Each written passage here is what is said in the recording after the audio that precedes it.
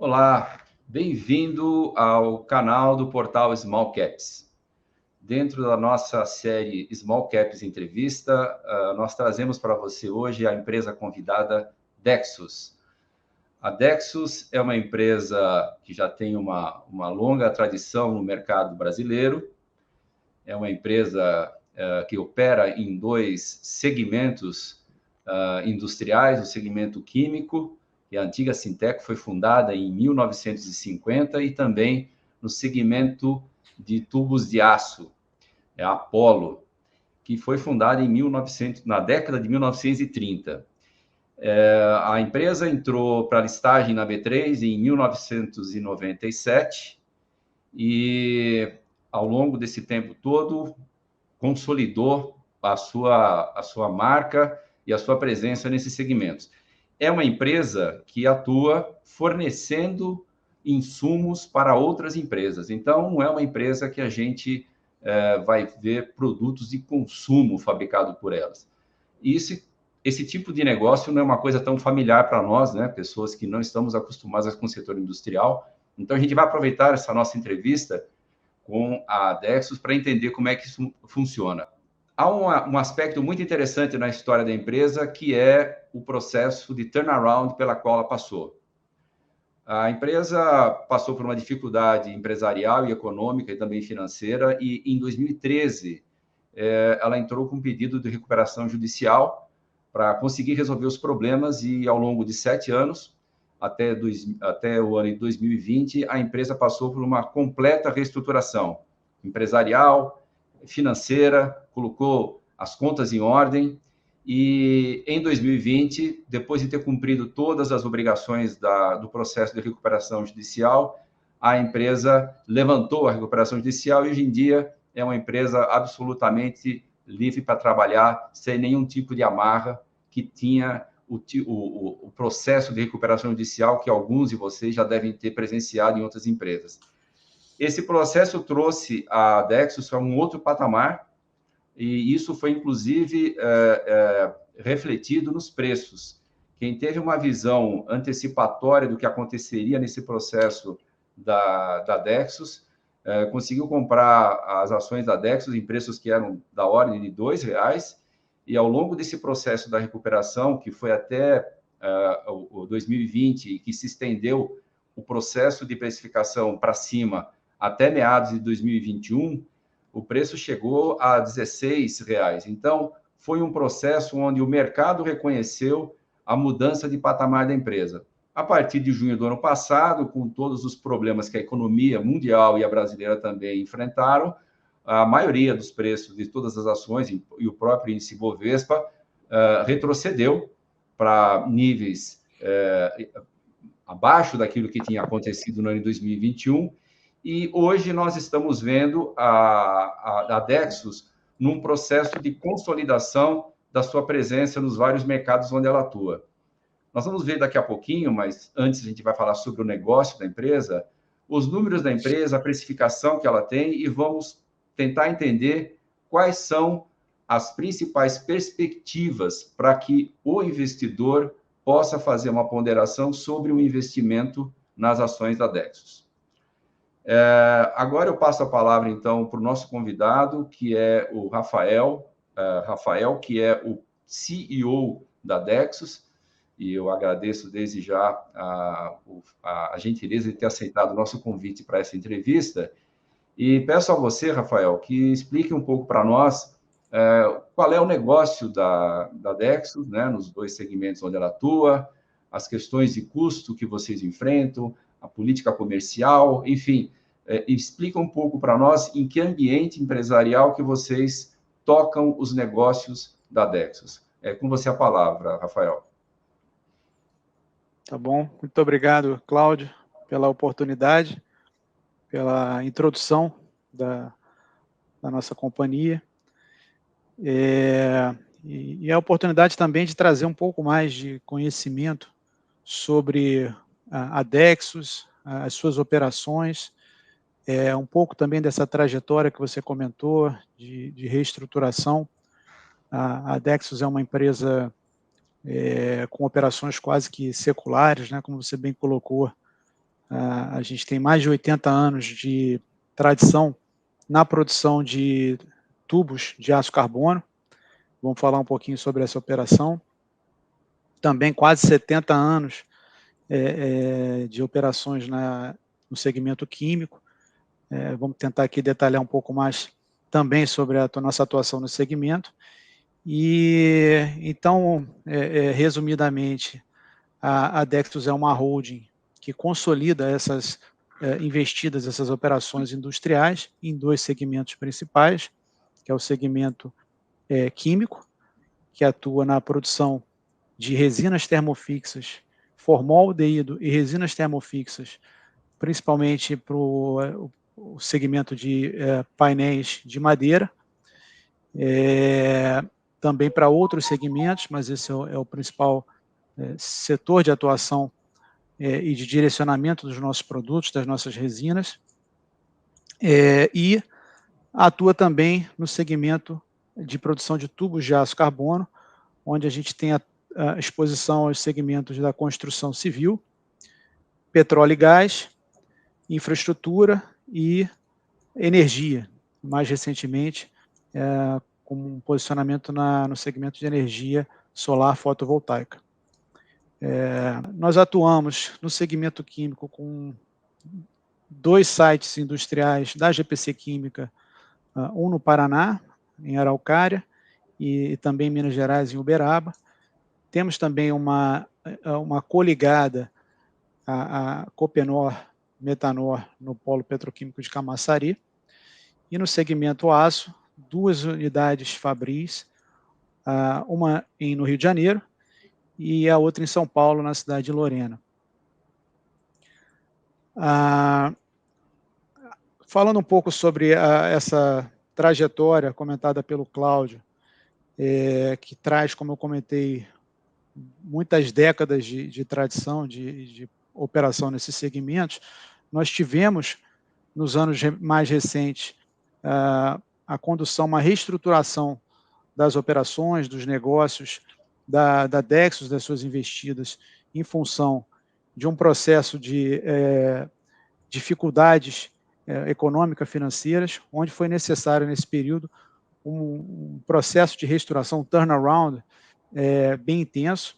Isso se iniciou por volta ali de 2012, 2013, e de lá para cá nós fizemos diversas iniciativas, implementamos muitas ações relacionadas às operações e também à estrutura de capital da companhia. Foi um processo onde a gente buscou, primeiramente,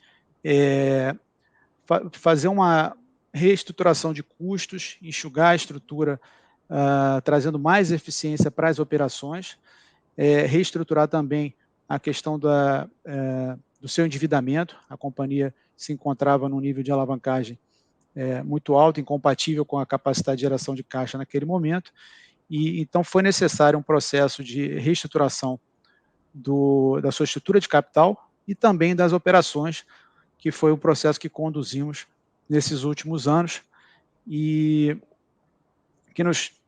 que foi bastante consolidado aí nos últimos 2 a 3 anos. Esse processo ele trouxe um aspecto muito positivo, que foi, como eu falei, a tradição nos segmentos onde nós atuamos, um forte reconhecimento dos mercados, tanto no segmento químico quanto aço. Então, eu acho que isso foi um importante facilitador do processo, mas passamos também por decisões e implementações de ações difíceis para que a gente pudesse chegar hoje com uma estrutura bastante eficiente e saneada em relação às nossas demonstrações financeiras, a nossa alavancagem, nos colocando hoje em condições de seguir esse projeto empresarial com diversas possibilidades de seguir na trajetória de crescimento que a gente vem implementando durante esses anos. Cláudio comentou também do período onde parte dessa reestruturação envolveu também um processo de recuperação judicial, e nesse processo nós focamos também na reestruturação do negócio, das operações, tanto que é um processo que acabou se alongando em relação às etapas judiciais, etapas burocráticas que são necessárias durante a condução. Então, durante esse período, nós buscamos seguir conduzindo as operações, investimentos, expansões. Então, foi um processo que realmente estava focado em reestruturar o negócio, as operações, como objetivo e com uma confiança muito grande em relação ao nosso negócio, em relação à nossa capacidade de trazer toda essa tradição de décadas de atuação nos segmentos para seguir trazendo oportunidades de crescimento nesses nossos segmentos. Então, de lá para cá, nós investimos cerca de 2015 para cá, quase mais de 100 milhões, 150 milhões, no sentido de expandir a capacidade do nosso segmento químico, mas também fizemos investimentos no segmento aço, no sentido de buscar diversificações, ampliações de volumes e de mercados de atuação. Então, hoje, como eu falei, nós estamos entrando em novos mercados, o mais recente deles, o mercado de energia solar fotovoltaica, que é um mercado que tem apresentado um potencial bem interessante aqui no Brasil, e vimos buscando, mapeando os nossos oportunidades nos mercados consumidores de tubo de aço, para seguir buscando oportunidades de desenvolver o nosso negócio. Rafael, só para a gente ter uma ideia, vamos dizer assim, quantitativa, né? Você falou dos investimentos da ordem de 100 milhões nessa fase aí que vocês fizeram essa reestruturação da operação da companhia. Você tem algum indicador quantitativo, assim, em termos de toneladas, ou alguma coisa que você tinha no começo, quando você iniciou o processo de fazer essa expansão, esse CAPEX, tanto do lado químico quanto do lado de tubos de aço, para a gente ter uma ideia do que é o incremento que a gente já tem hoje instalado na empresa, nos dois segmentos, e hoje o que é a capacidade ociosa desse novo patamar que vocês operam, para a gente poder entender o que ainda pode se esperar de crescimento sem que a empresa precise fazer CAPEX. Perfeito. Acho que é uma boa pergunta, porque ilustra a nossa capacidade de entrega e de abastecimento aos nossos principais mercados. E aí, para isso, eu preciso segmentar cada um dos segmentos, porque são características distintas. No segmento químico, onde a gente fez, de fato, investimentos para expansão, visando seguir abastecendo os nossos mercados principais, nós temos hoje cerca de 620 mil toneladas de capacidade de produção de resinas, um parque de reatores com esse montante em termos de capacidade instalada, cerca de 440, 450 mil toneladas de formol, que é um químico intermediário do nosso processo. Nós utilizamos o formol para consumo na produção de resinas termofixes. Então, essa é hoje a nossa capacidade instalada. E nesse período, a nossa expansão ela foi da ordem de quase 200 mil toneladas ano, isso no indicador anualizado, na capacidade de produção de formol, e no parque de reatores a gente está falando em algo em torno de quase 300 mil toneladas. Então, em termos de ordem de grandeza, a gente praticamente dobrou a nossa capacidade de produção na GPC Química nesses últimos 5, 6 anos, e vimos ocupando essa capacidade. Foi um incremento que foi feito de forma planejada, avaliando a demanda dos nossos clientes, dos nossos mercados, para que a gente pudesse fazer investimentos muito assertivos, né? A gente, como você bem comentou, veio de um período de reestruturação onde a alavancagem era uma grande preocupação, a estrutura de capital era um foco grande da companhia. Então, os investimentos eles foram feitos de forma muito rigorosa, de forma que essa alocação de capital fosse devidamente alinhada com a estratégia da companhia e a demanda dos nossos mercados. Essa capacidade instalada que você tem hoje, ela te permite uma atuação com o crescimento que você planeja por mais quanto tempo? Você consegue trabalhar sem precisar fazer nenhum tipo de investimento por mais quanto tempo? Na área química, evidentemente. Tá. Bom, na área química, a gente tem um investimento relativamente recente no parque de reatores. O último investimento na capacidade formol, ele ocorreu ali aproximadamente em 2020, então é relativamente recente. E com relação à capacidade de crescer em volumes, a gente fez esses investimentos, como eu falei, de forma muito planejada, visando justamente atender o crescimento dos mercados onde a gente vem atuando. O último investimento em expansão de formol, ele ocorreu ali entre 2019 e 2020, relativamente recente. Temos ainda espaço para utilizar mais formol em nosso consumo, a gente tem capacidade de nos abastecer, então hoje a gente está com um horizonte de médio prazo coberto por essa nossa capacidade instalada, e nós fizemos um investimento mais recente no parque de reatores, aumentando cerca de 160 mil toneladas ano, o que representa próximo de 30% a 35% de incremento de capacidade, e isso nos dá um horizonte de poder trabalhar esse crescimento nos próximos anos, sem uma grande necessidade de capex para expansão nesse perfil de produto que a gente atende hoje.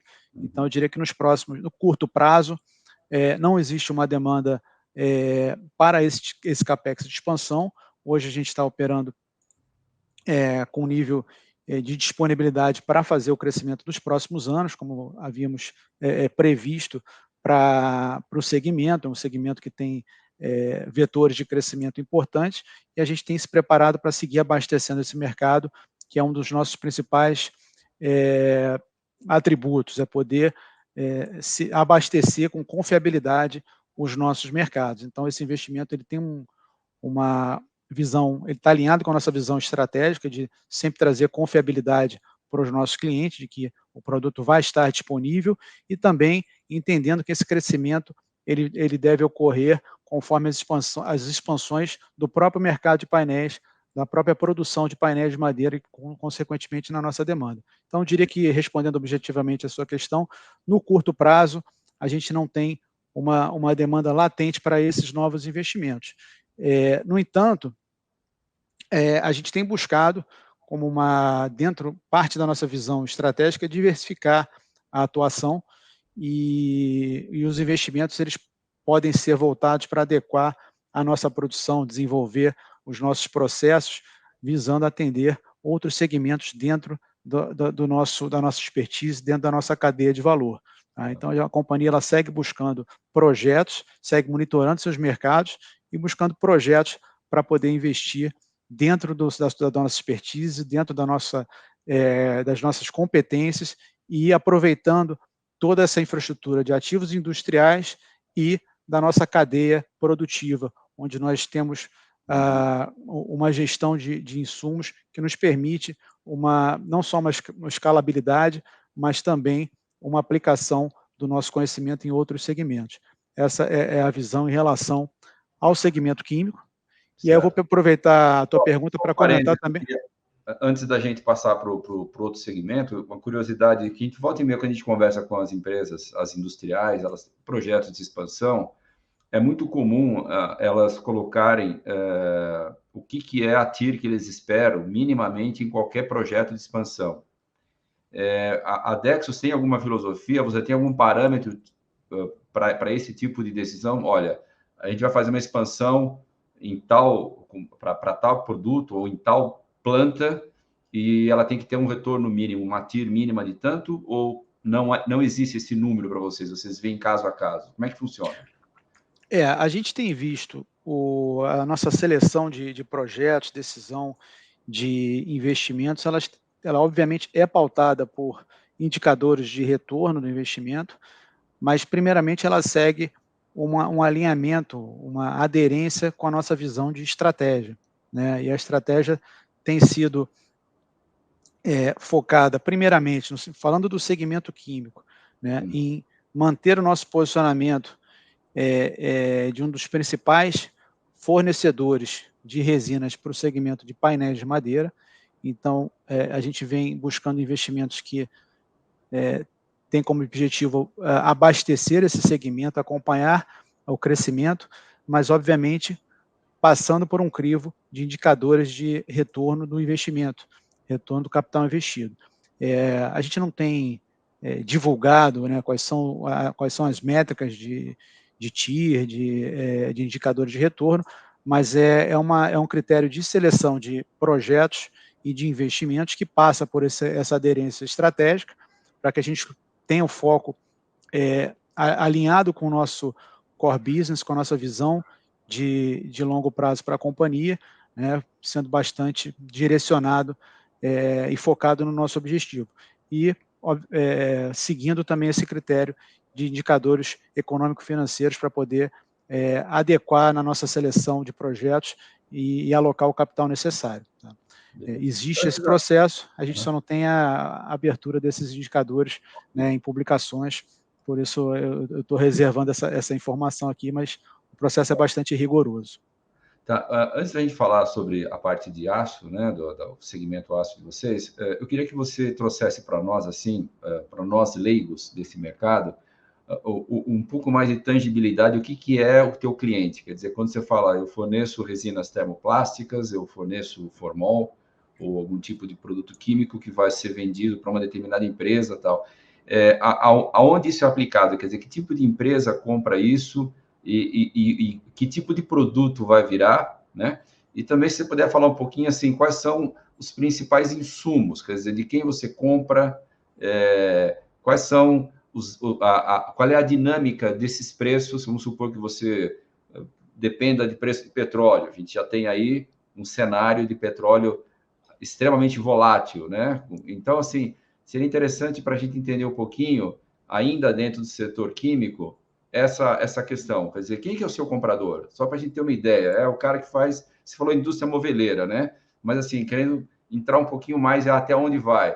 Se eu tenho uma impressão ou uma visão de que a indústria da construção civil ela está agora deslanchando em função de todas as vendas que ela fez ao longo dos últimos trimestres e vai começar a entregar muitas unidades residenciais, a gente parte do pressuposto que essas unidades vão precisar, por exemplo, de armários embutidos ou até mesmo móveis mesmo, que você compra uma loja de móvel. Eu queria entender um pouquinho quem que é esse seu comprador para a gente poder fazer esse link com a demanda que a gente pode esperar lá na frente. Você pode passar para nós esse cenário aí? Sim, perfeitamente. Uma boa pergunta. A gente, então, quando a gente fala de resinas termofixas, só voltando uma etapa na cadeia, né? Você perguntou também dos insumos. A nossa produção é de formol e resinas termofixas, né? Na produção do formol, os principais insumos são o metanol, a ureia para a produção de um concentrado ureia-formol, e a partir daí, esse é um processo de produção contínua, onde nós produzimos um produto intermediário que pode ser consumido na sequência na produção das resinas através de um processo de reação por batelada em reatores, ou existem também mercados consumidores, mas o nosso objetivo do próprio formol, mas o nosso objetivo é a produção para consumo cativo e produção de um produto com mais agregação de valor, que são as resinas termofixas. Essas resinas, elas atendem principalmente, aí falando um pouco do cliente, a gente é uma empresa que fornece para outras indústrias, né, B2B, e indústrias produtoras de painéis de madeira particuladas, e aí são produtores de painéis MDF e painéis MDP, principalmente, que são utilizados para uma das principais indústrias, como você falou, a indústria moveleira. Então, quando você está falando de construção civil, lançamentos residenciais, questões ligadas ao nosso tema habitacional, todos esses projetos envolvem a nossa cadeia de produção, nossa cadeia de consumo, né, através dos painéis de madeira. Além disso, a gente também produz para o segmento de painéis compensados, e que são utilizados também na parte de móveis, mas na parte de construção, painéis de madeira compensada. E hoje o maior volume de produção está voltado para esses painéis de MDF e MDP. Eu diria que é a grande produção nacional hoje voltada para esse segmento, um consumo predominantemente doméstico, para atender uma demanda nacional, mas também com capacidade de exportação, né? Os produtores brasileiros hoje têm uma grande competitividade, uma grande produtividade florestal, para começar, mas também uma tecnologia de produção que é compatível com os padrões internacionais. Então, isso permite que eles possam não somente atender essa demanda doméstica, demanda brasileira de consumo de painéis, consumo de móveis, mas também permitem a exportação para mercados internacionais, onde os produtos já estão, como eu falei, devidamente homologados e também existe uma competitividade para atingir esses mercados através de uma vocação natural de produtividade florestal, mas também muito técnica para produzir painéis com eficiência aqui no Brasil. A gente pode dizer, então, assim, do ponto de vista daquilo que, para nós, né, consumidores, a gente consegue enxergar, o seu produto vai fazer parte de um produto que vai acabar resultando em móveis, divisórias, painéis nas construções, piso também ou não? Tem alguma coisa que vai virar piso? Piso de madeira ou de algum tipo de produto que se usa para... Não, na essência, não. A gente tinha uma unidade de tratamento de piso, que era até a origem da GPC Química, passou pela Sinteco, né? Acho que você chegou a comentar. Mas o tratamento de piso hoje, que é um verniz, nós não atuamos. Atuamos na parte de resinas, onde nós atendemos essa produção de painéis. Certo. Você diria, então, assim, que, grosso modo, né? Claro que deve ter algumas outras aplicações não direcionadas só à construção civil. A indústria de construção civil, né, incluindo aí, evidentemente, os móveis, né, que não é construção civil, mas assim, vamos dizer, a indústria de habitações no Brasil, ou de escritórios no Brasil, é o destino final do produto que vocês fazem no seu segmento químico. Sim. É um dos principais, eu diria, o nosso principal mercado de atuação. Sim. Ótimo. Agora, voltando um pouquinho com relação a matérias-primas, né? São duas importantes que você comentou, ureia e metanol, né? Fala um pouquinho para nós, a ureia e metanol, eles são importados, eles são produzidos no Brasil, você compra com contratos de longo prazo, como é que é essa dinâmica aí? Parece que a ureia, por exemplo, a gente tem informações de que a ureia, ela é uma espécie de gás natural cristalizado, né? Sempre que você tem um excedente de gás natural, um destino desse gás natural é para a produção de ureia, que ela pode ser estocada, tal, e pode virar fertilizante, pode virar matéria-prima para indústrias como a Dexos mesmo. Explica um pouquinho para nós de quem você compra, como você compra, como é que funciona isso? E quais são os riscos que nós temos aí com relação a esse fornecimento? Perfeito. O metanol, ele é um produto produzido a partir do gás natural. Também o metanol, não só a ureia, então. Também o metanol. Olha que curioso. No Brasil, hoje, atualmente, ele não é produzido. Nós, inclusive tínhamos uma planta de produção de metanol, e parte desse nosso processo de reestruturação envolveu uma decisão de desinvestimento nesse segmento, nessa unidade produtora de metanol, pela razão de que o Brasil não tem uma matriz de insumos, de gás natural, matéria-prima, competitiva em relação a outras regiões do mundo. O gás natural do Brasil não tem a mesma competitividade para a produção de produtos químicos, e com isso o modelo de produção de metanol ele é baseado em unidades de grande escala onde você tem esse gás natural disponível e competitivo, e ele é convertido em metanol e depois distribuído, aí sim um produto líquido que ele é distribuído em grandes escalas ao redor do mundo. Então, nós tomamos essa decisão em função dessa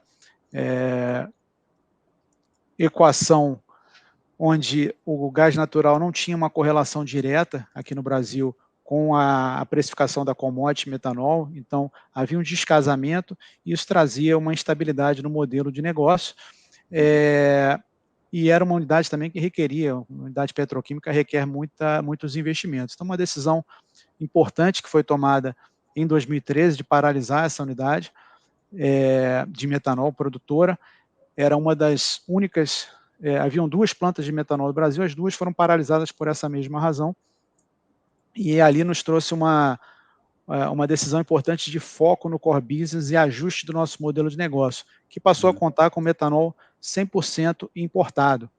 Hoje, na verdade, o metanol do Brasil ele é 100% importado, todo o consumo de metanol, e nós temos uma rede de fornecimento contando com fornecedores de alta confiabilidade e, pela nossa escala, de uma grande competitividade também para buscar o insumo do metanol.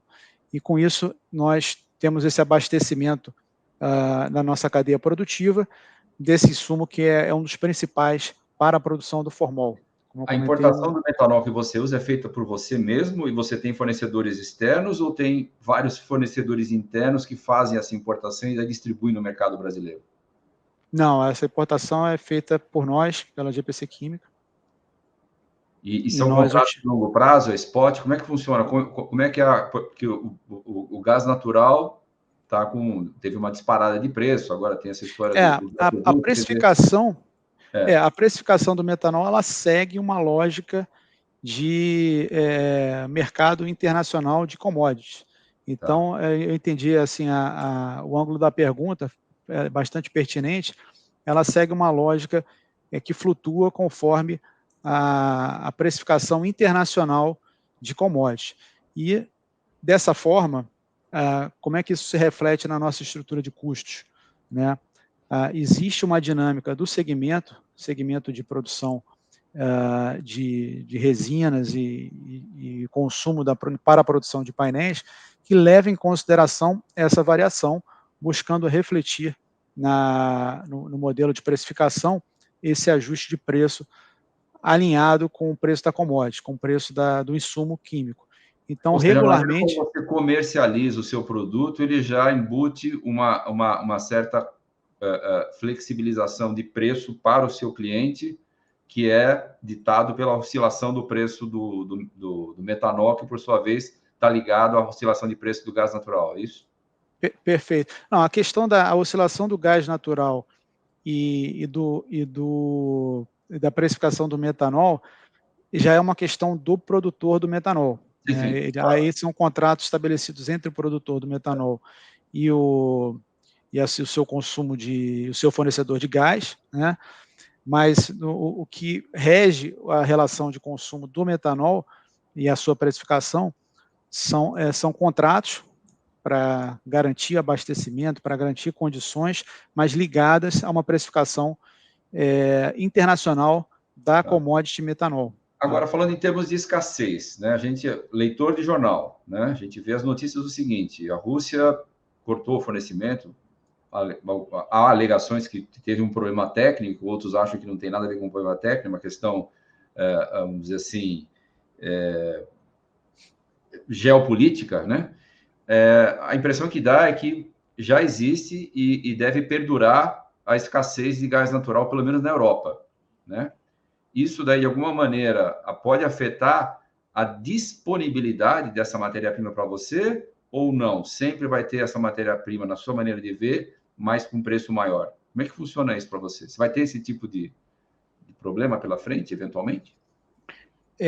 Com relação a gente pode pegar até pelo histórico desse curto prazo, a partir do evento, do conflito geopolítico que vem ocorrendo, envolvendo Rússia e Ucrânia, a gente tem tido uma visibilidade de abastecimento positiva, não tivemos nenhuma disrupção em relação ao abastecimento, não existe assim uma visibilidade de que a gente venha a ter disrupção. O impacto ele tem se dado muito mais na questão do preço, né? A gente teve, e aí vale a pena, Cláudio, comentar um pouquinho, né, que ao longo desse último ano e meio, último ano, a gente vinha tendo uma escalada de preço das commodities internacionais, por questões diversas, questões de consumo, questões de logística internacional. Tá? Houve um movimento de altas nesses preços, que vinham se arrefecendo, e com o advento do conflito geopolítico, esses preços voltaram a serem mais pressionados. Então, de fato, existe um impacto de preço, eu estou falando nesse caso do metanol e também da ureia, que tem impacto com a oferta de gás, a produção, né, nesses países envolvidos ali no conflito geopolítico. Isso tem uma influência, sim, na precificação também da ureia, que é um outro insumo importante na nossa matriz de produção. Você pode dizer mais ou menos o que é o percentual em termos de impacto para vocês, do custo da sua produção na área química, o que é metanol, o que representa metanol e o que representa ureia? Sim, isso depende um pouco do momento, né? Porque os preços de metanol e ureia eles não andam necessariamente juntos, né? Então, dependendo do momento, essa participação ela se alterna, mas a gente tem hoje alguma coisa próxima de 40% do custo de matérias-primas, dos custos variáveis, no caso, baseado na ureia, e alguma coisa ali pouco superior a em torno de 25% do metanol. Tá? Então, a ureia também é importada. Nós contamos com distribuidores locais de ureia, mas também com a possibilidade de importação. E com isso nos dá uma amplitude maior com relação ao abastecimento, mas também temos contratos que nos garantem esse fornecimento com muita confiabilidade. Certo. Então, assim, grosso modo, em termos do custo variável, que são as matérias-primas, 65% de alguma maneira está ligada com gás natural, entre ureia e metanol. É isso? Sim, sim. Ele vai estar... A grosso modo, sim. Ok. Mas, de novo, não necessariamente seguindo. Não, eu entendo. Assim, a dinâmica do preço desses dois subprodutos do gás natural, eles compõem 65% do teu custo, vamos dizer assim, de matérias-primas, né? Se isso vai ser diretamente correlacionado ou não com o preço do teu insumo, é outra história, mas é o gás natural que está por trás disso tudo, não é isso? Sim. Perfeito, ok. Muito bom. Bom, acho que já deu para ter uma ideia bem, eu pelo menos, estou com uma ideia bem mais clara agora do que é esse mercado seu da parte química. Se a gente quiser agora passar então para o lado de tubos de aço, a gente pode falar então. Ok. Bom, com relação à parte do aço, acho que vale a pena voltar um pouquinho na tua pergunta da capacidade, né? Sim, vamos lá. De capacidade instalada de produção. A Apollo hoje possui 2 sites de produção, um no Rio, outro em São Paulo, que em conjunto tem a capacidade de produção anual da ordem de 200 mil toneladas ano, e a gente vem operando com uma alta disponibilidade em relação a esse ativo, né? A gente não tem operado, ao contrário da química, com necessidades de expansões. Os investimentos ali têm sido muito mais voltados para desenvolver processos mais eficientes, processos mais integrados, e também desenvolver nichos de mercado onde a gente possa ampliar e fazer um melhor uso desse nosso ativo industrial, que, como eu falei, tem uma capacidade instalada suficiente para o nosso crescimento no curto médio prazo. Tá? A produção, o mercado de aço, como eu falei, ele atende principalmente os setores de construção civil, infraestrutura, óleo e gás e energia, e o processo produtivo, ele parte do aço, né? São tubos de aço carbono, Então, a nossa matéria-prima principal, respondendo aí por próximo de 80% dos nossos insumos de produção, a matéria-prima é o aço. São chapas de aço, é isso? São bobinas de aço laminado. Uhum. E tudo fornecido localmente, você não importa? Ou importa também? A gente tem possibilidade de importar, temos uma boa disponibilidade e um bom relacionamento com com as empresas siderúrgicas aqui no Brasil. Temos alguns das principais siderúrgicas são nossos fornecedores, a gente tem disponibilidade e relacionamento para aquisição dessa matéria-prima localmente, mas também existe a possibilidade de importação.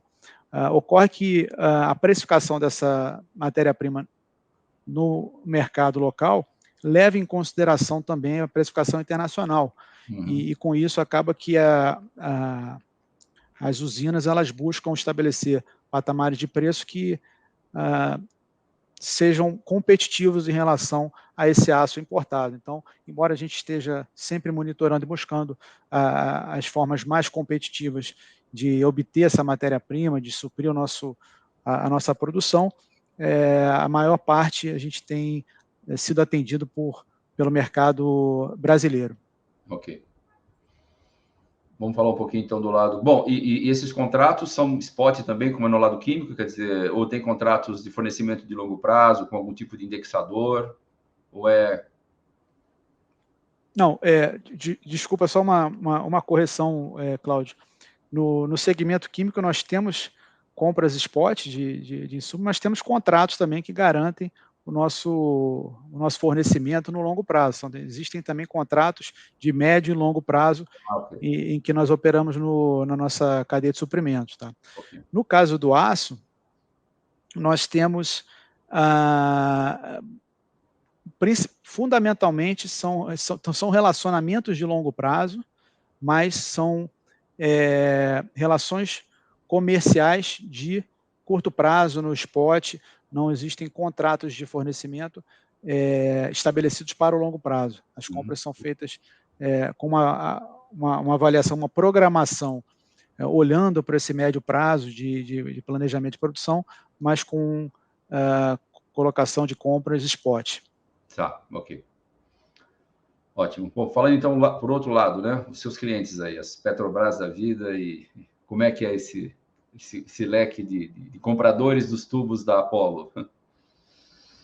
Então, o nosso mercado de consumo de tubos da Apollo, ele tem características bastante específicas a depender do mercado de atuação, né? Eu falei da construção civil, aí existe uma grande pulverização desse segmento em relação ao consumo. É um mercado onde a gente tem mais de 1.000 clientes, 1.500 clientes ativos em carteira, então existe uma pulverização para atender entre distribuidores, instaladores, players da construção civil em geral, uma pulverização grande. Nós atuamos em todo o Brasil, mas principalmente no segmento atendendo aqui as demandas do eixo Sudeste, Rio, São Paulo, e esse segmento ele trabalha com uma relação também de consumo spot. Não existem grandes contratos, o perfil principal desse mercado é, de fato, o consumo spot. Em média, esse segmento representa quanto das vendas da Apollo, ou do segmento aço? O que é esse olhando o segmento aço de uma forma consolidada, nós temos cerca de 40%, 45% voltada para atender o segmento de construção civil. Ok, ótimo, tá? Perfeito. E falando um pouco do setor de óleo e gás, já é um perfil diferenciado em relação a essa pulverização que existe na construção civil, porque o segmento de petróleo e gás no Brasil, ele, por muito tempo, ele ficou concentrado em alguns poucos players. Você citou a Petrobras, é um player protagonista do segmento, e no segmento onde nós atuamos, que é a produção de petróleo e gás onshore, né, em campos terrestres, a Petrobras também vem sendo um grande protagonista nessas últimas décadas, onde nós atuamos no segmento. Nós já estamos inseridos nesse segmento de óleo e gás há quase 2 décadas, aproximadamente 15 anos, e temos uma posição bastante consolidada para atender o mercado onshore. No entanto, vem ocorrendo uma transição, e acho que esse é um ponto importante, Cláudio, que a Petrobras ela tomou a decisão de desinvestir da sua participação no onshore e iniciou um processo de alienação desses ativos, dessas concessões de campos terrestres de produção e exploração de petróleo e gás, e novos players vêm assumindo esse protagonismo no setor, e aí começa a haver uma diversificação maior. Já existiam produtores que são chamados produtores independentes, mas que eles vêm ganhando cada vez maior tração, maior representatividade nesse segmento, adquirindo esses ativos da Petrobras para intensificar a produção de petróleo onshore, petróleo e gás, no caso.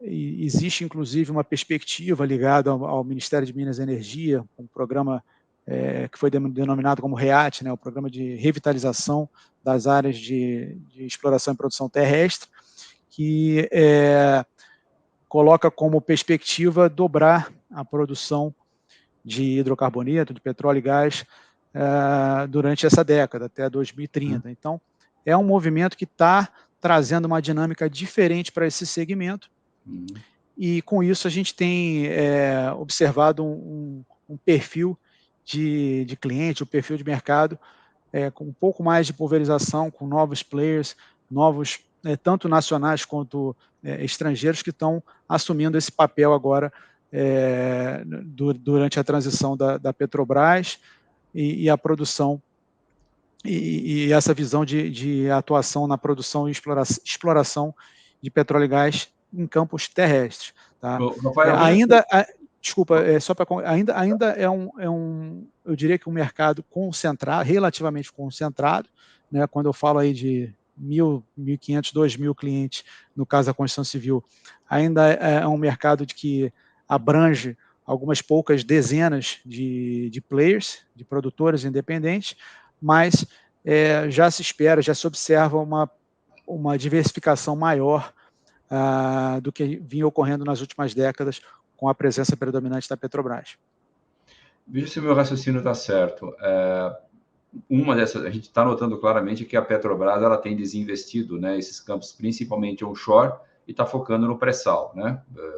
Isso é um movimento muito claro que ela tem feito. Então, tem aí PetroRio, que trabalha em plataformas offshore e tal, e acho que onshore, da minha cabeça, seria a PetroRecôncavo e talvez aí a 3R. Não sei, acho que talvez ela já tenha alguma coisa.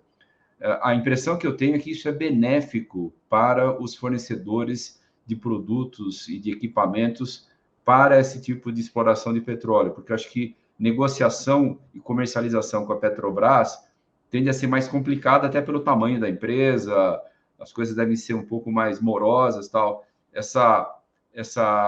O fato dessas empresas menores estarem assumindo a operação desses campos traz mais agilidade e torna a comercialização para vocês mais fluida? Melhora isso para vocês? Isso é um bom movimento para vocês? Olha, Cláudio, essa é uma pergunta muito boa, porque reflete, de fato, uma mudança de perfil, né? uma transição.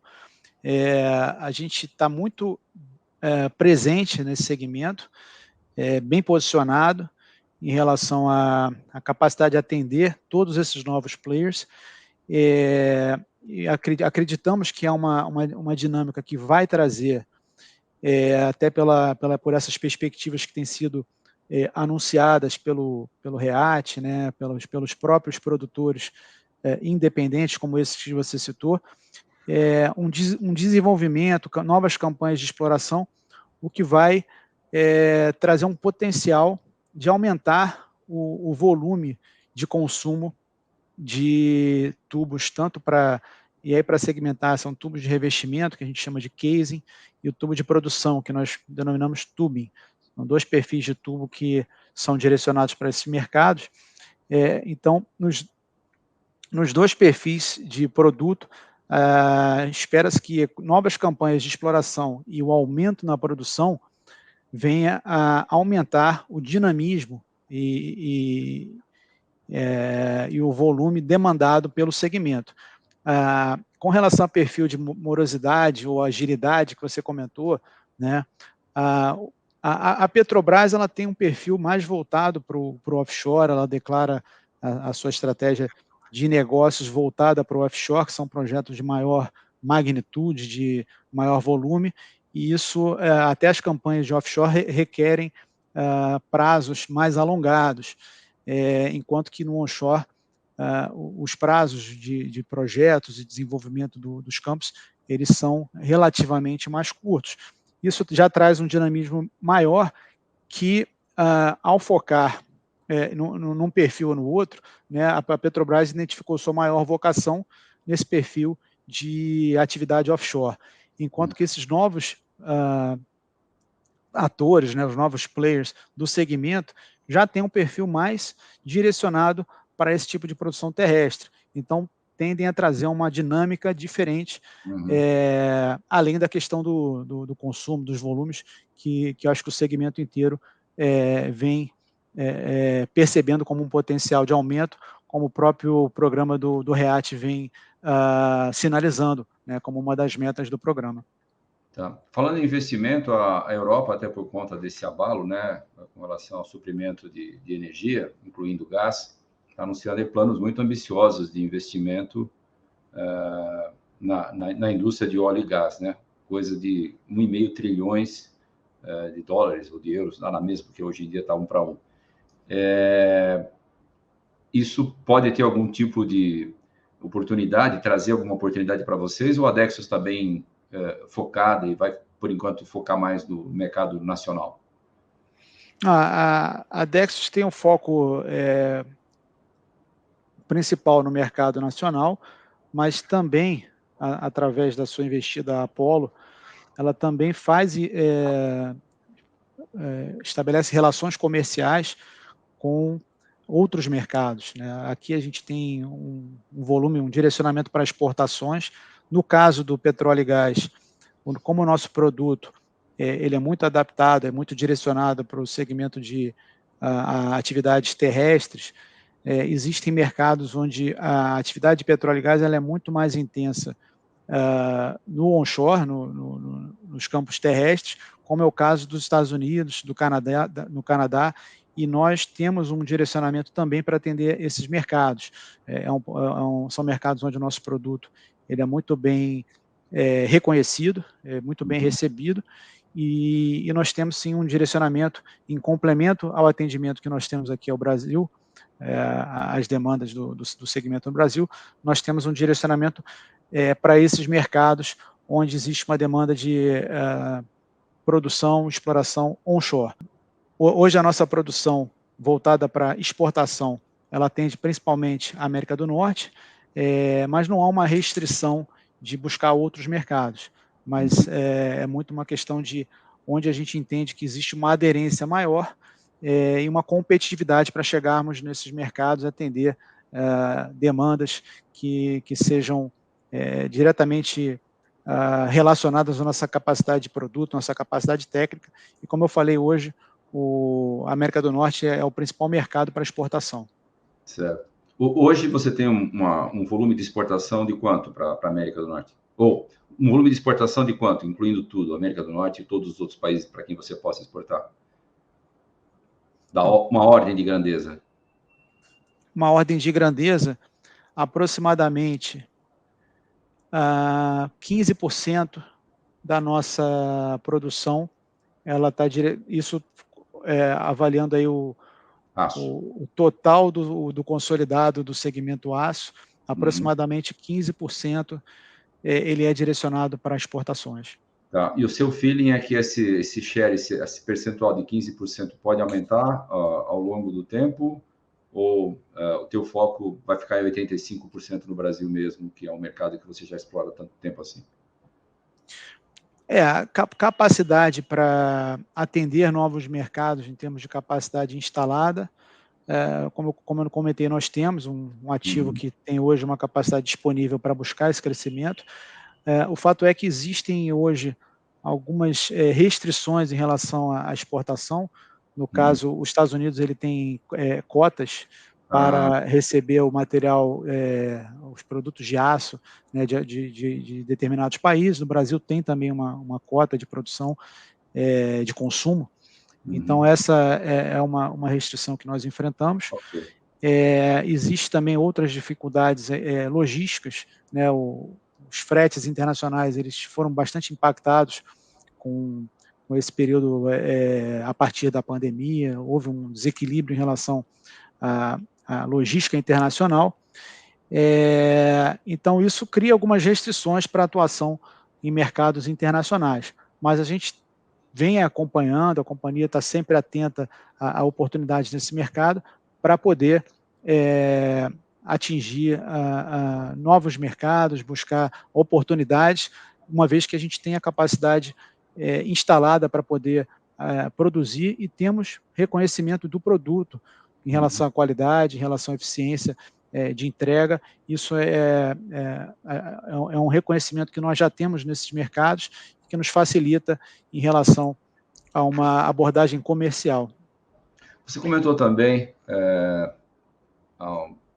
uma outra conversa conosco, um potencial que vocês estão explorando, começando a explorar, de energia fotovoltaica. Eu imagino que esteja dentro do segmento de tubos de aço, não é isso? Sim, sim. Você pode falar um pouquinho para nós o que é esse mercado, quais são as oportunidades que a Dexus vê nele? Sim, esse mercado, nós nos posicionamos nesse segmento há relativamente pouco tempo, há cerca de 2 anos, talvez um pouco mais, um pouco menos, mas nos últimos 2 anos, 2 anos nós já vimos fornecendo para esse segmento. O segmento de energia solar, ele vem se desenvolvendo e vem crescendo, vem apresentando um potencial de crescimento muito expressivo no Brasil. O Brasil, por características até geográficas, tem um potencial, devido à incidência solar, de crescer bastante nesse setor. E a Apollo desenvolveu um produto que atende às soluções, às demandas desses projetos de energia fotovoltaica. É um tubo estrutural, onde ele serve de base para as placas fotovoltaicas, que elas têm é um produto que tem que ter uma característica de resistência mecânica para que seja feita a rotação dessas placas solares para uma melhor captação, né, melhor incidência solar e captação de energia ao longo do dia. Então, esse produto nós desenvolvemos, inclusive adequamos algumas etapas de produção para poder entregar um produto que seja mais aderente às soluções de projetos de energia fotovoltaica, e vimos nos posicionando para poder atender da melhor forma, com eficiência, esses consumidores e desenvolvedores de projetos de energia Uhum. fotovoltaica. Certo. Esse produto que vocês estão, vamos dizer assim, trabalhando para atender esse segmento do mercado, hoje em dia ele é importado ou você vai ter a concorrência de alguns outros produtores aqui no Brasil? Quer dizer, por que a Dexus está vendo aí uma oportunidade? Qual que é o charme desse segmento para a parte de tubos de aço? Olha, a produção, ela pode ser da estrutura para Uhum. atender esses projetos, ela pode ser de produtos importados, pode ser de produtos nacionais. O que a gente tem buscado é ter uma eficiência que a gente possa ofertar uma solução de qualidade, que atenda todos os requisitos que são definidos por esses projetos, por esses clientes que desenvolvem projetos fotovoltaicos. Então, existe um relacionamento para poder adequar a qualidade e o atendimento às especificações de projeto, mas com muita eficiência. Então, a gente precisa buscar uma competitividade a nível global, de forma que a gente possa ofertar uma solução, um produto que seja competitivo, inclusive em relação a alternativas de importação, né? Então, hoje, a gente tem conseguido êxito em relação à implementação dessa solução e identificamos um potencial de crescimento no mercado, onde nós, como eu falei, já estamos posicionados e buscamos desenvolver soluções que sejam satisfatórias para esses projetos de energia fotovoltaica. Ótimo. Também com relação a essa questão de fornecimento da estrutura, do tubo estrutural para projetos fotovoltaicos, um fator fundamental são os prazos de entrega. Então, o fato de a gente estar localizado aqui próximo aos projetos e ter uma capacidade de atender prazos que são importantes para um setor que está em crescimento, um setor que traz um potencial de crescer cada vez mais, esse é um diferencial importante, onde a gente pode não só ofertar um produto de qualidade, competitivo, né, com eficiência, mas também atendendo prazos que são muitas vezes fundamentais para uma boa execução de projeto. Então, acho que esse também é um fator importante quando a gente olha um fornecimento do mercado local, aqui de uma produção brasileira, uma produção aqui da Apollo, em relação a outras alternativas de importação, e nesse caso a gente tem buscado trazer esse nível de eficiência para os nossos clientes para esse mercado fotovoltaico. Ótimo. Muito bom, acho que a gente já teve aí um panorama bem didático aí a respeito da operação da Dexus. E para a gente passar agora para outra etapa da nossa conversa, onde a gente vai falar um pouquinho sobre questões de números, de margem, esse tipo de coisa, eu queria antes colocar aqui na tela uma tabelinha onde eu fiz uma compilação de alguns números a respeito da Dexus, algumas coisas contábeis e outras coisas a respeito da precificação. O preço base dessa tabela é da data de ontem, tá? Então, só para dividir com você aqui que está nos assistindo, vamos falar um pouquinho dos números da Dexus, né? Começando aqui pela coluna da esquerda, os dados financeiros, né? O valor de mercado da Dexus é da ordem de 571 milhões de reais. Ela tem uma dívida líquida de 352 milhões e um valor de firma, que é a soma desses dois números, de 923. Na mesma linha, a gente já tem um índice de precificação, que é o valor de firma sobre o EBITDA, que está em 2,6. Esse índice de 2,6 e o índice de PL, que é o primeiro aqui da coluna dos principais múltiplos, que é 2,8, que também é um número baixo, são números que indicam uma precificação muito atraente.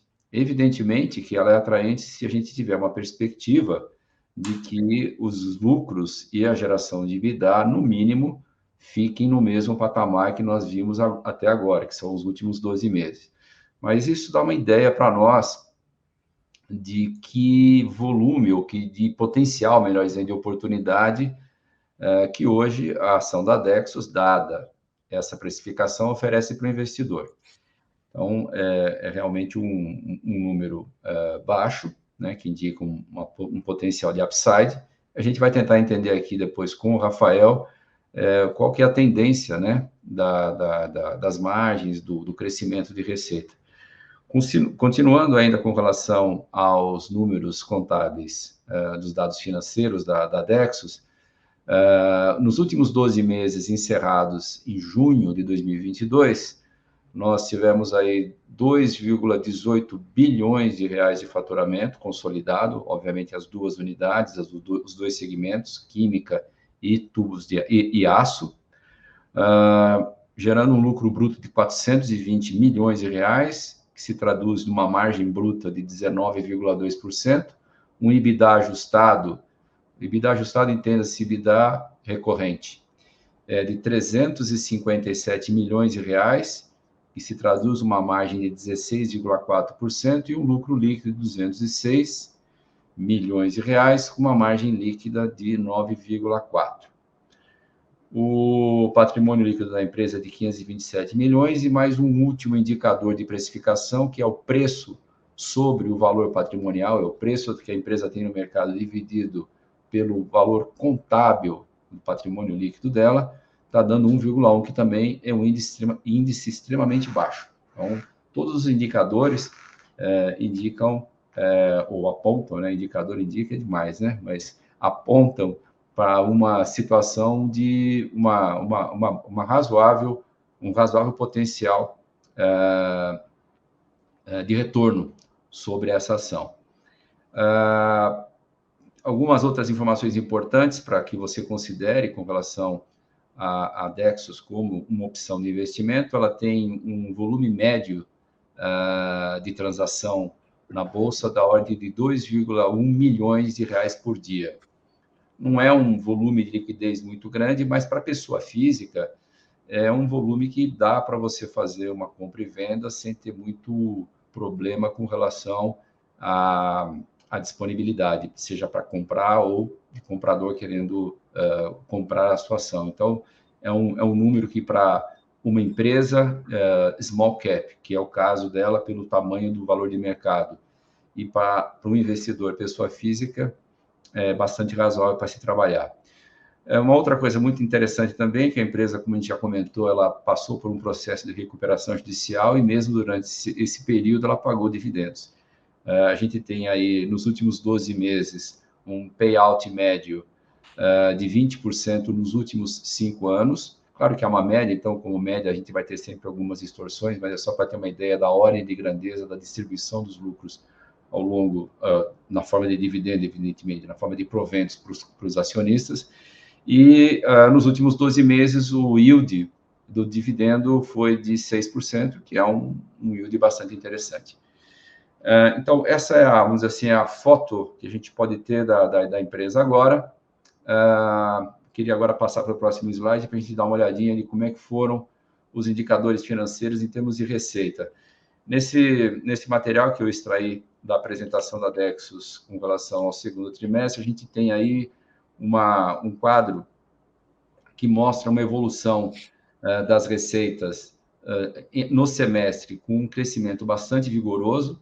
O primeiro semestre do ano passado, comparado com o primeiro semestre desse ano, como a gente pode ver, apresentou um aumento de 49% da receita, sendo que 37% da receita foi originada pela divisão de aços, de tubos de aço, melhor dizendo, e 63% na parte química. Agora, quando a gente olha o comportamento ao longo dos trimestres, aí tem a comparação com o primeiro trimestre, teve um aumento, sim, do segundo trimestre do ano passado para o segundo trimestre desse ano, que foi de 27,2%, mas uma queda do primeiro trimestre desse ano para o segundo, da ordem de 12,4%.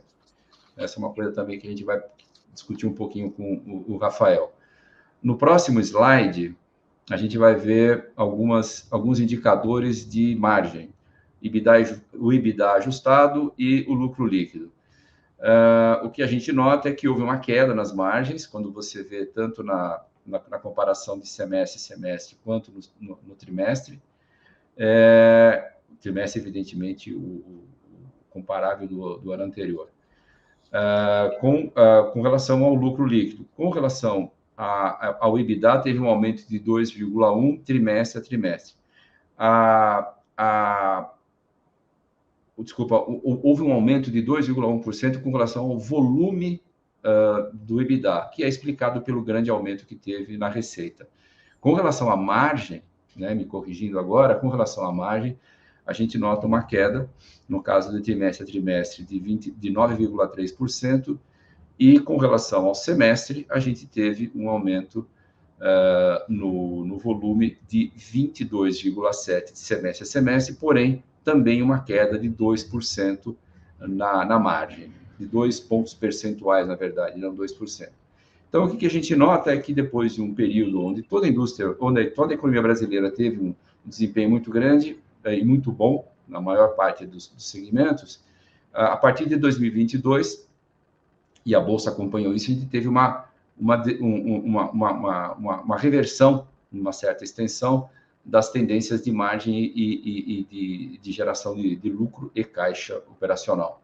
Então, com esse pano de fundo, a gente volta agora para o Rafael, para entender um pouquinho o seguinte, quer dizer, hoje, como toda a Bolsa brasileira, ou como a maioria das empresas da Bolsa brasileira, a gente tem uma precificação da Dexus, do ponto de vista de números, de quantificação, muito atraente. Por outro lado, a gente vê também que os indicadores, pelo menos no ano de 2022, mostraram alguma retração.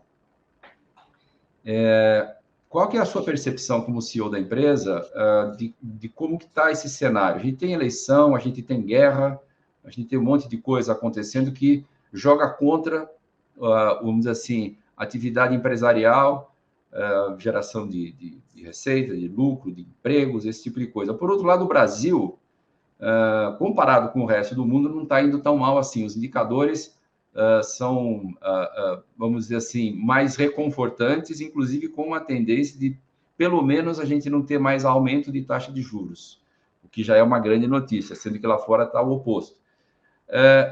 O que você enxerga para a Dexus nesse cenário de Brasil, com eleição, seja de quem for, do Lula ou do Bolsonaro? Nos primeiros trimestres, a gente vai ter uma situação macroeconômica mais ou menos independente de quem for assumir a presidência, né? Olhando isso, qual que é a tua expectativa com relação à receita, à possibilidade de melhorar ou não margens? Como é que funciona isso para você? Bom,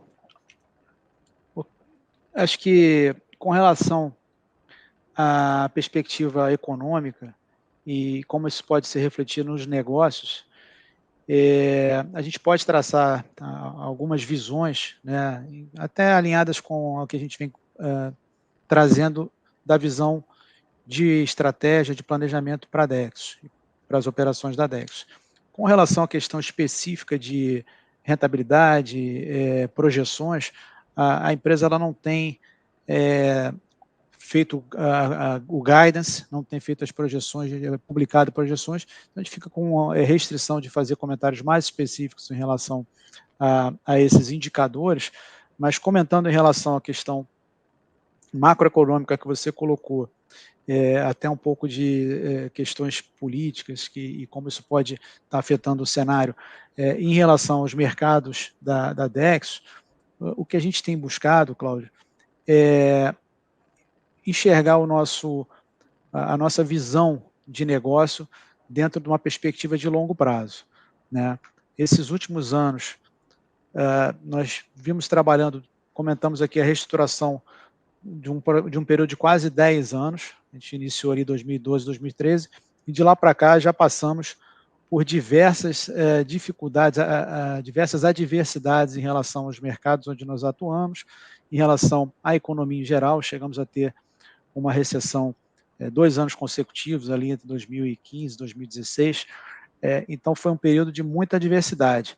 E a gente tem procurado fazer o planejamento de estratégia e negócios, desenvolvimento de negócios da Dexus, baseado no que nós entendemos que tem, de fato, um reconhecimento nos mercados onde atuamos, onde nós temos diferenciais competitivos e onde nós temos vetores de crescimento resilientes, né? Ao longo desse período, eu acho que, apesar das adversidades, nós tivemos bastante êxito em desenvolver e crescer o negócio, com bastante resiliência nos períodos, inclusive, mais conturbados, né, que tivemos aí de recessão, daquele período de pandemia. Eu acho que a companhia ela pôde mostrar bastante solidez e uma reestruturação bastante consolidada para seguir a sua trajetória de desenvolver o seu negócio e buscar o crescimento, né? Com relação a essa questão do longo prazo, então,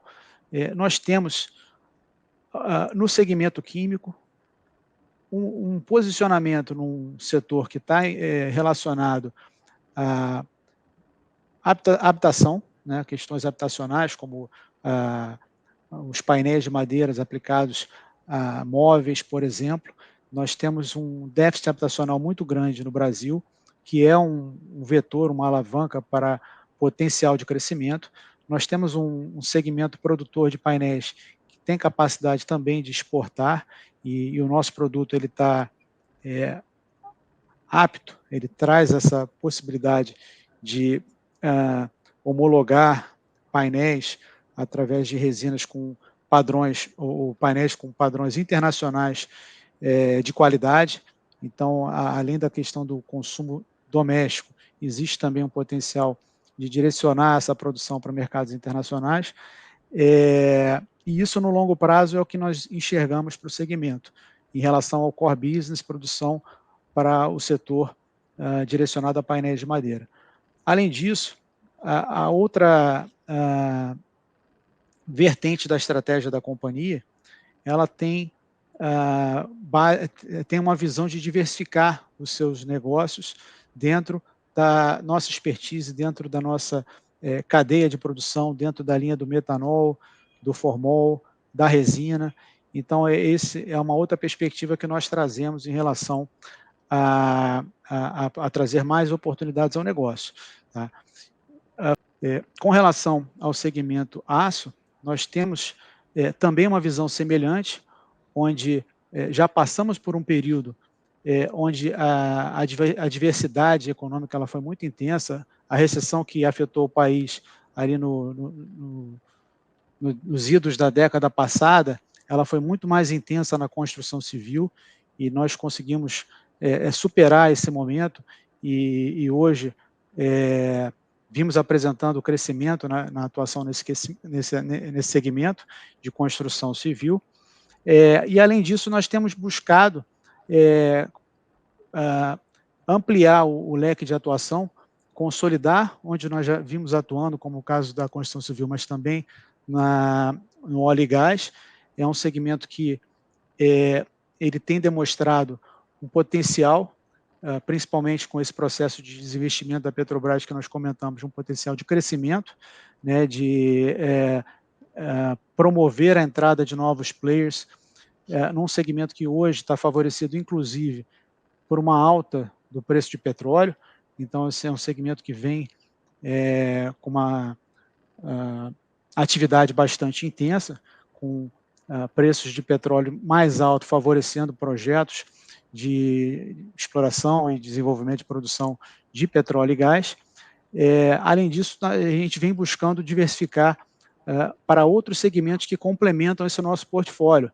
Citei aqui também o setor de energia solar, que é um outro segmento que vem com potenciais muito interessantes no Brasil, em relação à capacidade de implementar projetos de energia solar, e que podem promover também um crescimento no médio e longo prazo, que é onde nós estamos buscando direcionar os projetos da companhia. Ok. Com relação a novas expansões, como você comentou, aliás, não expansões, mas assim, considerando explorar novos nichos de mercado, faz parte da estratégia da Dexus, aquisições via M&A, esse tipo de coisa, ou o crescimento da empresa deve continuar sendo orgânico? Então, dentro do que nós avaliamos para crescimento, a estratégia ela tem sido muito voltada, aliás, a avaliação da companhia tem sido muito voltada para uma aderência em relação ao nosso planejamento estratégico. E o crescimento tem se dado também, como eu falei lá no início, buscando aderência a essa nossa visão estratégica. A possibilidade de crescimento também inorgânico, desde que aderente a essa estratégia, é uma possibilidade. Tá? Então, nós, além de avaliar e desenvolver projetos internos, nós avaliamos também oportunidades no mercado, que, desde que sejam aderentes a essa nossa visão de estratégia, podem ser uma alternativa para a companhia buscar também caminhos através do crescimento inorgânico. Ok. Falando ainda um pouco de crescimento, queria pegar um pouquinho de você, vamos dizer assim, a maneira como vocês gerenciam a questão do endividamento, né? Depois de vocês terem tido os problemas lá atrás, imagino que a empresa deva ter desenvolvido algum tipo de política interna, alguma coisa assim. Mas, de maneira geral, como que a Dexus vê a questão da alavancagem? Eventualmente, numa situação como essa que você comentou, se aparecer alguma coisa que esteja alinhada com o planejamento estratégico, qual que é a maneira como a Dexus gerencia essa questão de alavancagem, dívida? Vocês têm um volume máximo que vocês querem ter de alavancagem? Como é que funciona isso? Bom, a alavancagem ela tem sido um dos focos principais da nossa gestão, né? Uhum. Se a gente pegar aí uma curva ao longo dos últimos anos, nós reduzimos significativamente a alavancagem. Parte do trabalho dessa reestruturação foi colocar o endividamento, a alavancagem em patamares confortáveis para a nossa operação. E hoje a gente está ali com o último indicador publicado referente ao segundo trimestre de 2022 foi da ordem de 0,9 vezes o EBITDA ajustado. E até existem algumas questões, parâmetros de mercado que apontam que poderia ser até um nível de alavancagem até hoje considerado mais baixo, né? Mas nós temos esse foco ao longo dos anos. A operação com níveis mais altos de alavancagem foi algo que a gente tem buscado evitar depois que atingimos esse patamar. Primeiro foi uma busca, diria que obcecada por colocar esse nível de alavancagem num patamar de maior conforto para a nossa administração, para a nossa gestão, e hoje a gente atingiu um patamar que eu considero bastante adequado, traz um maior conforto na nossa gestão, inclusive para enfrentar momentos de maior instabilidade, né?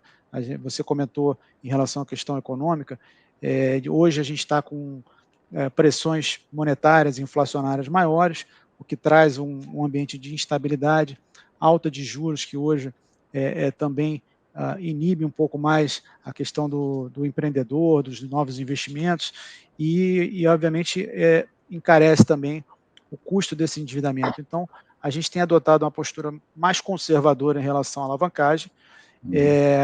Não existe uma definição ainda específica em relação ao número máximo, mas eu diria que não ficaremos muito diferente, muito acima do que nós atingimos hoje, ou seja, em torno de uma vez EBITDA, o nosso EBITDA E é bem ajustado, conservador, né? que é considerado relativamente conservador. A gente tem espaço para poder subir um pouco esse indicador com ainda conforto para poder desenvolver e realizar os projetos.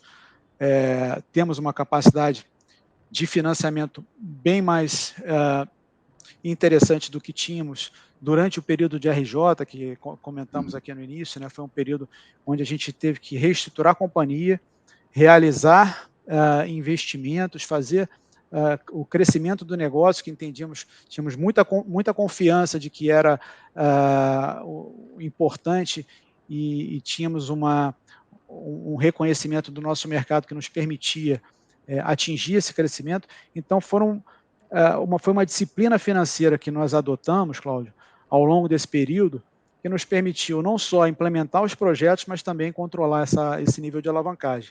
E hoje, pós essa consolidação da reestruturação, pós o encerramento formal da RJ, a gente ampliou esse leque de atuações de relacionamentos com instituições financeiras. Então, nossa capacidade de gerir o financiamento da companhia, ela vem evoluindo ao longo desses anos, né? Não obstante, como eu falei, a gente tem um foco muito grande de manter uma situação conservadora em relação a esse indicador de alavancagem. Temos espaço para trabalhar um pouco ele em relação a projetos que vem desenvolvendo, fazer investimentos e trabalhar um pouquinho acima do patamar que existe hoje, mas eu não tenho como visão um número muito superior a esse indicador de alavancagem. Tá? Como eu falei, não existe um teto, não existe uma definição, mas existe um patamar que nós temos uma preferência a trabalhar em relação à gestão da companhia, principalmente no momento como a gente tem hoje, né, com instabilidades no cenário de curto prazo da economia. Eu acho que é bastante salutar a gente poder buscar esse equilíbrio de alavancagem e alocação de recursos, mantendo essa disciplina que foi implementada ao longo desses últimos anos, durante a reestruturação da companhia. Ainda dentro desse tema, né, de geração de caixa, mas não através de captação de dívida, você poderia falar um pouquinho para nós como é que está o programa de desinvestimento de ativos não operacionais que a empresa tem? Existe ainda algum ativo aí ou alguns ativos que tenham valores relevantes? Você tem como abrir isso para nós? O que estaria nesse pipeline aí de eventualmente o Grupo Dexus vender e gerar caixa para a empresa? Sim, esse foi um ponto importante desse processo de reestruturação, foi focar no core business, focar no desenvolvimento dos nossos principais negócios, e tirar ou monetizar ativos que considerávamos não operacionais, né? E o principal, tiveram alguns ativos realizados ao longo desse período, mas eu diria que o principal deles, que inclusive foi comunicado em diversas apresentações que nós fizemos de resultado, de releases de trimestrais de resultado nas apresentações trimestrais, foi referente ao terreno que ficava situado em Benfica, no Rio de Janeiro. Esse foi um imóvel que nós realizamos boa parte dele. Primeiro, ele foi desmembrado em algumas áreas para atender a necessidade de alguns interessados, e da ordem de cerca de quase 300 mil metros quadrados, e eu estou aproximando, tá, a ordem de grandeza, nós realizamos quase que todo ele. Hoje existe uma área de aproximadamente 20 mil metros quadrados disponíveis ainda para ser realizado. Então, foi um ativo importante para, num período de maior restrição de acesso a linhas de financiamento, linhas de crédito durante esse período da reestruturação, nós pudemos contar com liquidez a partir da realização de ativos não operacionais. E durante esse período foi importante a realização, a monetização desses ativos não operacionais, que ao longo desses últimos anos já totalizaram cerca de 120 milhões de reais. Hoje nós contamos ainda, como eu falei, com uma área de aproximadamente 20 mil metros quadrados, que tem a sua variação próxima, conforme nossas publicações de balanço, tem a sua avaliação próxima de 14 milhões de reais, e nós ainda trabalhamos para monetizar também essa área remanescente. Esses 20 mil metros quadrados é o último ativo que tem para fazer esse tipo de... Referente a esse terreno, que não, é o terreno... Falando em termos de todos os ativos que a empresa tem hoje que seriam passíveis de serem monetizados por serem não operacionais, tem mais alguma coisa ou não? Não, de mais relevante não. Esse é o principal ativo remanescente desse processo de realização de ativos não operacionais. Okay. Interessante, muito bom. Ok, eu acho que a gente teve aí uma aula de Dexus, de como é que funciona a empresa, de quem compra para quem vende. E então acho que você que está nos assistindo aí tem aí um monte de informações e de dados para poder refletir sobre e continuar estudando a empresa, é o que a gente aconselha. Esse nosso vídeo não é uma recomendação nem de compra e nem de venda, ele busca apenas trazer, a partir dos gestores das empresas com quem a gente trabalha, as informações para você tomar a sua própria decisão. Então, eu deixo aí a palavra para você, Rafael. Já agradeço aí o seu tempo, as suas explicações, e espero em novas oportunidades aí poder contar com a sua presença para a gente continuar divulgando o trabalho e os sucessos aí da Dexus no mercado. A palavra é sua, Rafael. Bom, Cláudio, obrigado pela oportunidade, mais uma vez.